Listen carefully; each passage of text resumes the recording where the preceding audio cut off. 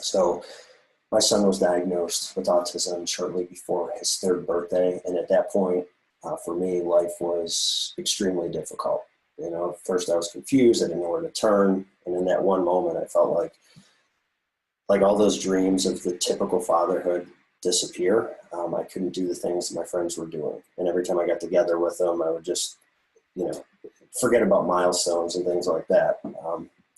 And my goal throughout it all was to help my son reach his potential and take away what I saw was the sensitivity and the pain that he was in constantly. And selfishly, I wanted my son back. I wanted to communicate with him. I wanted to play with him.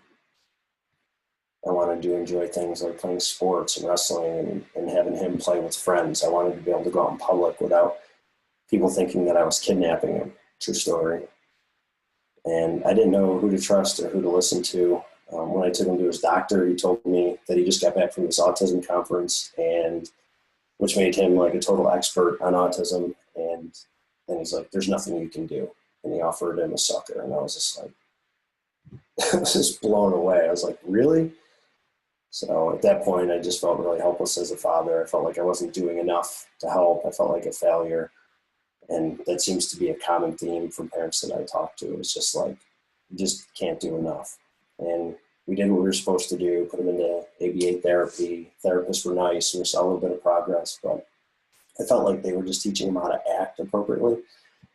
And it didn't take away that underlying pain and the underlying cause that were causing issues to begin with. And I wanted, for me and for him, true healing from the inside out, not to create a robot that knows just when you meet someone, you're supposed to stick your hand out and go, hi, nice to meet you.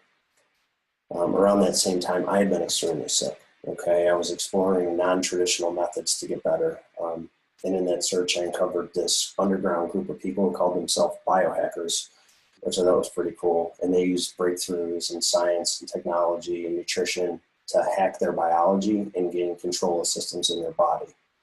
And after applying the principles I learned, I went from having reoccurring mono, adrenal fatigue, ulcer, extremely low testosterone, to feeling like Superman in a pretty quick period of time. So I figured it was worth a shot to try the same strategies on my son, as a lot of the same underlying issues that I faced were problems with autism, problems with the gut and inflammation and mitochondrial health. So my plan was to use those same techniques with my son, and that involved eliminating toxins, what's in the food, water, and air, and giving the body the support it needed through food and nutrition, and that allowed it to help heal. And I realized that toxins were everywhere, so it really did require a radical shift in the way that we were eating and the products we were using, especially for, I don't know if you guys can relate with this, but change isn't easy for our kids. So to have a radical shift was challenging, especially when, extremely stuck in his ways and only ate certain foods like mac and cheese and things like that. And after 30 days, he went from only repeating what you said to him, echolalia, to having two-way communication verbally.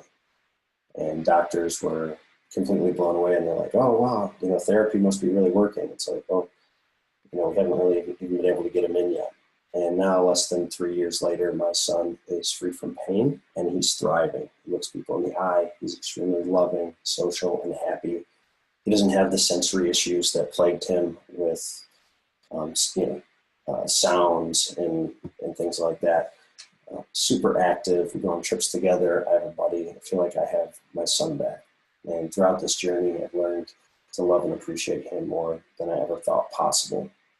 And I felt for the past few years that it's been on my heart to share what I've learned, which brings